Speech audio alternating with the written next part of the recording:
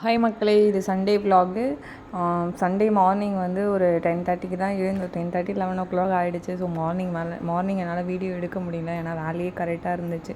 So video make பண்ணுற வரைக்கும் டைமே இல்லை. காலையிலே எறா பிரியாணி, அப்புறம் வந்துட்டு முட்டைக்கு எறா தொக்கு அந்த மாதிரி சாப்பிட்டு முடிச்சிட்டோம் மதியானம். இது வந்து ஒரு ஈவினிங் மேலே தான் விலாகே எடுத்து ஸ்டார்ட் பண்ணியிருந்தேன். தலையில் ஆயில் வச்சுருந்தேன். ஏன்னா நான் வீக்லி 2 டைம்ஸ் தான் ஆயில் தலையில் வைப்பேன். எனக்கு எண்ணெய் வச்சா ரொம்ப முடி கம்மியாகிட்ருக்கனால எண்ணெய் வச்சா அப்படியே எண்ணெய் வடியும். ஸோ அதனால் வீக்லி 2 டைம்ஸ் தான் வைப்பேன். அப்புறம் சாப்பிட்டோன்னே செம்ம தூக்கம். ஸோ ஒரு 4:30 மணி வரைக்குமே நல்லா தூங்கிட்டேன். அதுக்கப்புறம் தான் எழுந்து வீடெல்லாம் கொஞ்சம் க்ளீன் பண்ணுற வேலை இருந்துச்சு. சாப்பிட்டு கொஞ்சம் மிச்சம் பிரியாணி இருந்துச்சு, எறா பிரியாணி. ஸோ அதை எங்கள் மாமனாருக்கு எடுத்துகிட்டு போகலான்னு சொல்லிட்டு பேக் பண்ணிகிட்டு இருந்த டிஃபன் பாக்ஸில் எல்லாமே காலி ஆகிடுச்சு. இது மட்டும் கொஞ்சம் இருந்துச்சு. ஸோ அதனால் வீடை க்ளீன் பண்ணலான்னு ஸ்டார்ட் பண்ணிட்டேன்.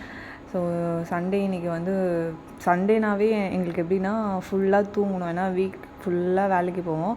சண்டே ஒரு நாள் தான் வீட்டில் இருப்போம், பாப்பா, நான், ஹஸ்பண்ட். ஸோ வந்து சண்டே வீட்டில் சமைக்கிறதுக்கே நார்மலாக சமைக்கிறதுக்கும் சண்டே வந்து கொஞ்சம் எக்ஸ்ட்ரா நான்வெஜ் சமைக்கிற மணிக்கே இருக்கும்.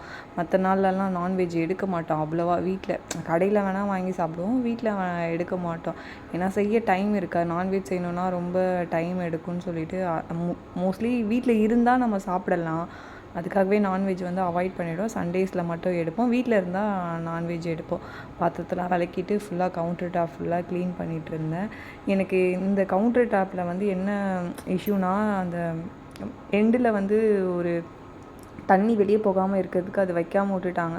ஸோ அதை நான் கொஞ்சம் பார்த்து தான் விளக்கணுமே. பாத்திரம் தண்ணி கொஞ்சம் ஊற்றி கழுவிலாம் துடைக்க முடியாது. கழுவி தண்ணி ஊற்றிட்டு அப்படி துடைக்க முடியாது, துணியை வச்சு தான் துடைச்சி க்ளீன் பண்ண முடியும். ஸோ ஃபைனலாக வந்து கிச்சனை க்ளீன் பண்ணிட்டேன். ஃபஸ்ட்டு கிச்சன் வேலை முடிஞ்சிட்டாவே பாதி வேலை முடிஞ்ச மணிக்க தான். இன்றைக்கி நான் எப்பயுமே நான்வெஜ் செஞ்சால் வீடை துடைச்சி விட்டுருவேன், அது எந்த டேவாக இருந்தாலும். ஏன்னா நம்ம அடுத்த நாள் சாமி கும்பிட்றோம், அந்த மாதிரி இருந்தால் நான்வெஜ்ஜோடு அந்த வீட்டில் சாமி கும்பிட முடியாதுன்றனால எனக்கு டைம் இருந்துச்சுன்னா அன்றைக்கே துடைச்சி விட்டுருவேன். இல்லைனா மறுநாள் சாமி கும்பிட்றதுக்கு மொதல் நாளோ இல்லை காலையிலையோ அந்த மாதிரி உடனுக்குடனே நான்வெஜ் செஞ்சால் வீடை துடைச்சி விட்டுருவேன். ஸோ அதை தான் வந்துட்டு பெருக்கிட்டு வீடை துடைக்க ஸ்டார்ட் பண்ணிட்டேன். பாப்பா நல்லா தூங்கிட்டு இருக்கா. அவள் எழுந்துக்கிறதுக்குள்ளே எல்லா வேலையும் முடிக்கணும். ஏன்னா அவள் எழுந்துட்டேன்னா மிதித்து வீடு ஃபுல்லாக அழுக்காக்கிட்டே இருப்பாள்.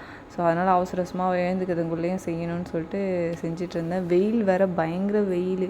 நேற்று சண்டே என்னன்னே தெரியல, அவ்வளோ வெயிலாக இருந்துச்சு. நான் மார்க்கெட் போயிட்டு யாராவது வாங்கிட்டு வரங்குள்ளேயே அவ்வளோ வெயிலாக இருந்துச்சு. ஸோ அப்புறம் வேலை செய்கிறப்ப வேர்த்துக்கிட்டே இருக்குது.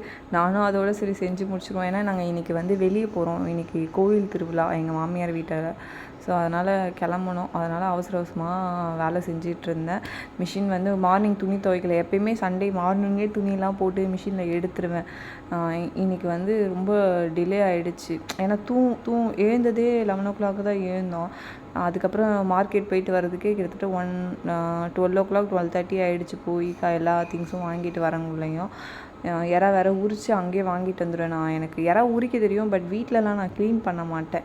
ஸோ அதனால் மார்க்கெட் போய்ட்டு வரதுக்கே 12 ஆகிடுச்சு. அப்புறம் மிஷினில் போட்டாலும் கையில் துவைக்கிற துணி வந்து இருக்கும். அந்த ஒயிட் ட்ரெஸ்ஸு, கொஞ்சம் பாப்பா யூனிஃபார்ம்லாம் ரொம்ப அழுக்காக இருக்கும். அவள் ஸ்கூலுக்கு போயிட்டு வரவங்களையுமே அவ்வளோ அழுக்கோடு தான் வருவாள். ஸோ எல்லாமே அதெல்லாம் கையில் துவைச்சிட்டு அலசி போட்டுட்டு மறுபடியும் மிஷினில் போட்டு ஒரு வாஷ் பண்ணி ட்ரை பண்ணிவிடுவேன். கையில் துவைக்கிற துணியும் மிஷினில் போட்டு வாஷ் பண்ணிட்டு ட்ரை பண்ணிவிடுவேன். அப்புறம் வெளியே வராண்டாலாம் பெருக்கி கொஞ்சம் பூவெலாம் போட்டு வச்சுருந்தேன் அந்த வெள்ளிக்கிழமைக்கு. ஃபைனலாக நானும் அவ்வளோ ரெடி ஆகிட்டோம் கோயில் திருவிழா கிளம்புறதுக்கு. செம்மையாக இருக்கும் எங்கள் மாமியார் வீட்டு 9வது வாரம். அது வந்து உச்சிக்காளியம்மன் கோயில். அங்கே தான் எனக்கு கல்யாணம் ஆச்சு.